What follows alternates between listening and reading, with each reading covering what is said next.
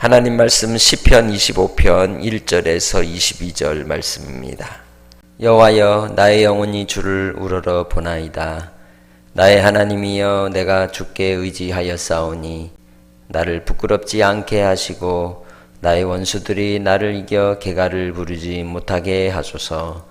주를 바라는 자들은 수치를 당하지 아니하려니와 까닭없이 속이는 자들은 수치를 당하리이다. 여호와여, 주의 도를 내게 보이시고 주의 길을 내게 가르치소서. 주의 진리로 나를 지도하시고 교훈하소서. 주는 내 구원의 하나님이시니 내가 종일 주를 기다리나이다. 여호와여, 주의 긍휼하심과 인자하심이 영원부터 있었사오니 주여 이것들을 기억하옵소서. 여호와여, 내 젊은 시절의 죄와 허물을 기억하지 마시고 주의 인자하심을 따라 주께서 나를 기억하시되 주의 선하심으로 하옵소서. 여호와는 선하시고 정직하시니 그러므로 그의 도로 죄인들을 교훈하시리로다. 온유한 자를 정의로 지도하시며 온유한 자에게 그의 도를 가르치시리로다. 여호와의 모든 길은 그의 언약과 증거를 지키는 자에게 인자와 진리로다. 여호와여, 나의 죄악이 크오니 주의 이름으로 말미암아 사하소서. 여호와를 경외하는 자 누구냐? 그가 택할 길을 그에게 가르치시리로다. 그의 영혼은 평안히 살고 그의 자손은 땅을 상속하리로다. 여호와의 친밀하심이 그를 경외하는 자들에게 있으며 그의 언약을 그들에게 보이시리로다. 내 눈이 항상 여호와를 바라보면 내 발을 그물에서 벗어나게 하실 것이미로다. 주여, 나는 외롭고 괴로우니 내게 돌이키사 나에게 은혜를 베푸소서. 내 마음에 근심이 많사오니 나를 고난에서 끌어내소서. 나의 곤고와 환난을 보시고 내 모든 죄를 사하소서. 내 원수를 보소서. 그들의 수가 많고 나를 심히 미워하나이다. 내 영혼을 지켜 나를 구원하소서. 내가 주께 피하오니 수치를 당하지 않게 하소서. 내가 주를 바라오니 성실과 정직으로 나를 보호하소서. 하나님이여, 이스라엘을 그 모든 환난에서 속량하소서. 아멘.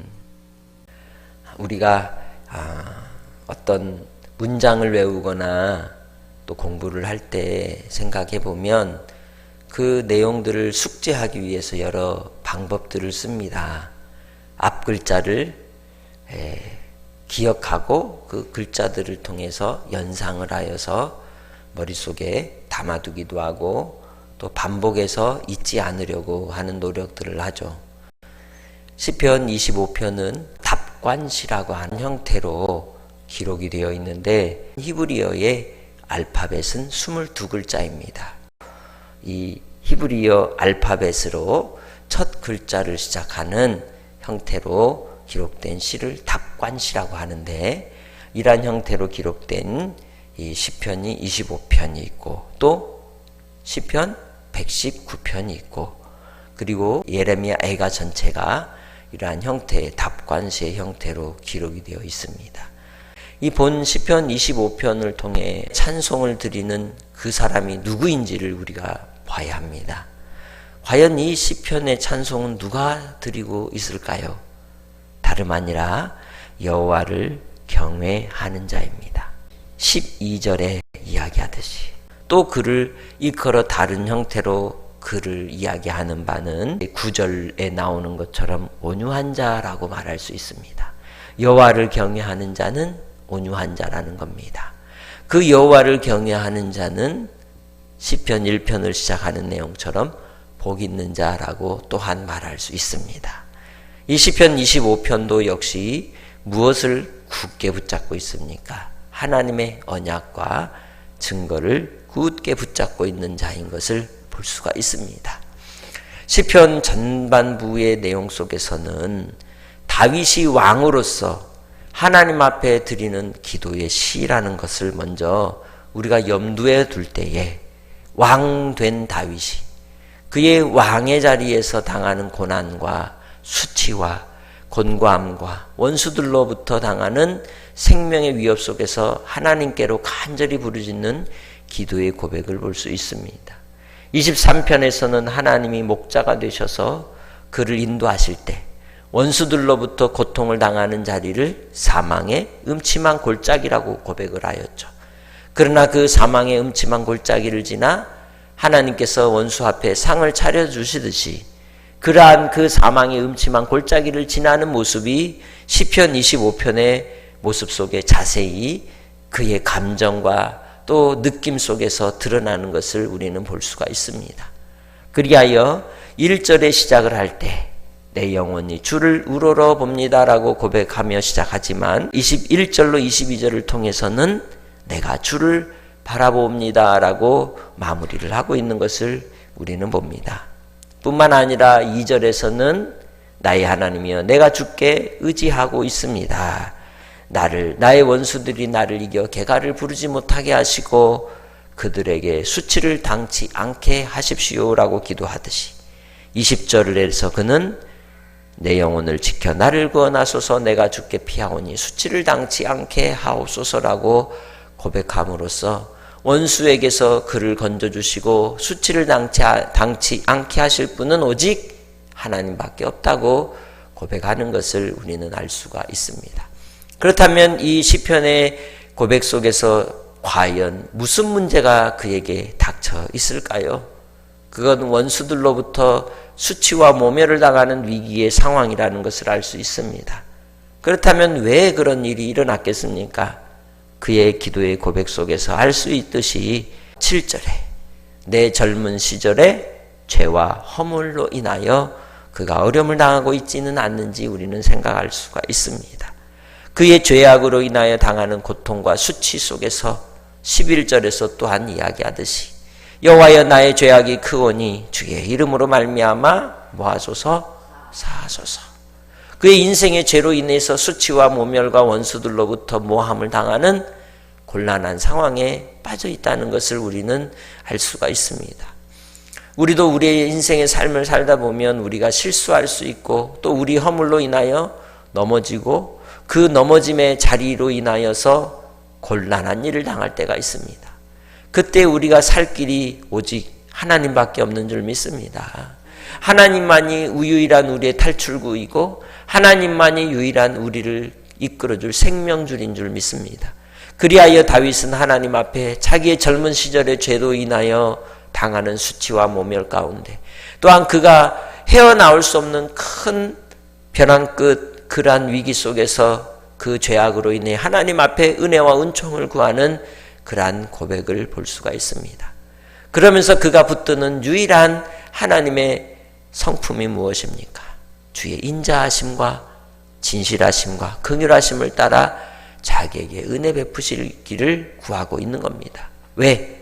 하나님은 하나님을 경외하는 자에게 은혜를 베푸시는 분이심을 분명히 알기 때문입니다. 비록 범죄했다 할지라도 주님께서는 우리에게 긍휼과 자비를 베풀어 하나님을 사랑하고 하나님의 진리의 법도를 따라 살아가는 자에게는 영원히 버리지 아니하시고 붙드시는 하나님이심을 그는 분명히 알고 있는 것입니다. 비록 허물로 인하여 올무에 걸린 인생이라 할지라도 그 그물에서 벗어나게 하시는 분은 하나님밖에 없다는 겁니다. 그래서 그가 하나님 앞에 고백할 때의 15절에 내 눈이 항상 여호와를 바라보면 내 발을 그물에서 벗어나게 하실 것이미로다. 할렐루야. 하나님께서 그를 벗어나게 하실 것이기에 비록 지금 그 위기의 상황 속에 두려움이 몰려오고 괴로움이 몰려오고 근심 걱정과 불안이 가득하여서 잠을 자지 못하고 밤을 새며 무엇을 해야 될지 이리 뒤척 저리 뒤척하는 상황 속에서도 하나님의 은혜를 구하는 모습을 볼 수가 있습니다. 그리하여 그의 심정을 16절로 18절에 고백합니다. 주여 나는 외롭고 괴로우니 내게 돌이키사 나에게 은혜를 베푸소서. 내 마음의 근심이 많사오니 나를 고난에서 끌어내소서. 나의 곤고와 환난을 보시고 내 모든 죄를 사하소서. 할렐루야.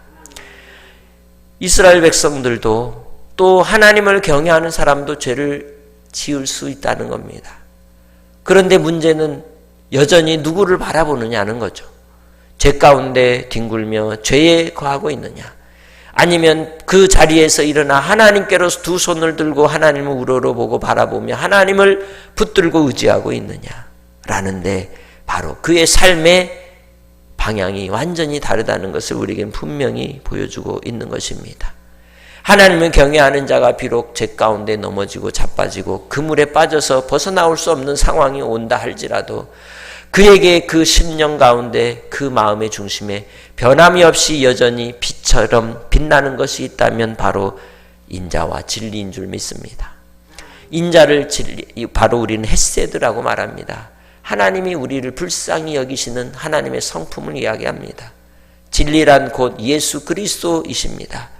에메트라고 말하죠. 하나님께서 우리에게 인자와 진리를 베풀어 주심으로 그의 아들 예수 그리스도를 이 땅에 보내어 주셨고, 사람들의 빛이신 예수님이 생명으로 이 땅에 오셔서 우리에게 구원의 길을 열어 주셨습니다. 시편 25편을 통하여 간절히 하나님을 경외하는 자, 온유한 자가 찾고 구하고 있는 그 인자와 진리는 무엇이었겠습니까? 예수 그리스도를 지금 예표하고 있는 겁니다. 오직 예수 그리스도만이 영원한 생명의 주가 되시고 구원자이심을 고백하고 노래하고 있는 것입니다. 이스라엘을 모든 환난에서 속량하실 분은 예수 그리스도밖에 없음을 고백하고 있는 것입니다. 우리의 인생의 원수들에게서 건져내실 분도 오직 예수 그리스도밖에 없는 줄 믿습니다. 이제는 우리의 눈을 열어 항상 예수 그리스도만을 바라보고 구원해 주시는 예수로 말미암아 은혜를 힘입는 성도들이 되시기를 주님의 이름으로 축복합니다. 하나님께서 우리에게 인자와 진리를 베풀어 주십니다. 내 마음에 하나님의 말씀이 가까이 있다면, 내 마음에 하나님의 말씀이 있다면 우리가 구하는 바를 아버지 하나님은 들으실 줄 믿습니다. 예수님께서도 너희가 내 안에 거하고 내 말이 너희 안에 거하면 무엇이든지 원하는 대로 구하라, 그리하면 이루리라 하셨습니다.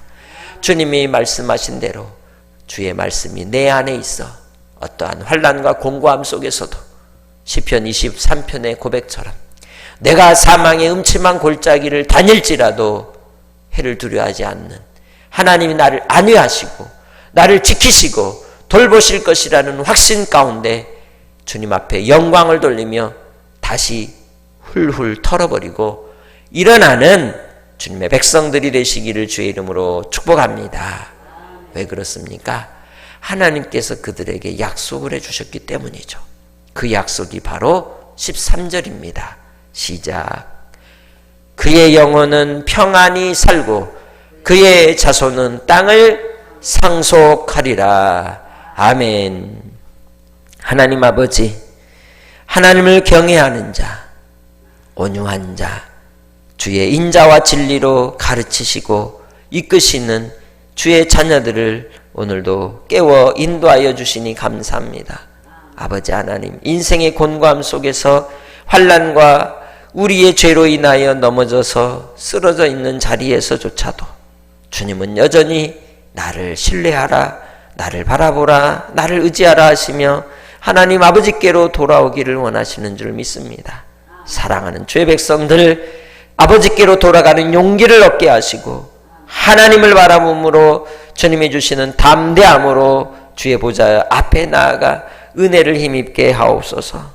오늘도 주님 사랑하는 주의 백성들 한날의 삶을 통하여 어떤 어려움에 시련이 몰아친다 할지라도 아버지 하나님 능히 이겨 나아갈 수 있도록 그리스도의 평강으로 사로잡아 주시고 주님의 품 안에 안위하여 주셔서 아버지께서 역사하여 주심으로 능히 이겨 나아가도록 담대하게 하옵소서. 오늘도 아버지 하나님을 바라봅니다. 주를 경외합니다. 하나님을 사랑합니다. 주의 백성들에게 은총을 베풀어 주실 줄 믿사옵고 주께서 치료하여 주시고 회복하여 주시고 응답하여 주옵소서. 감사하옵고 예수님의 이름으로 기도합니다. 아멘.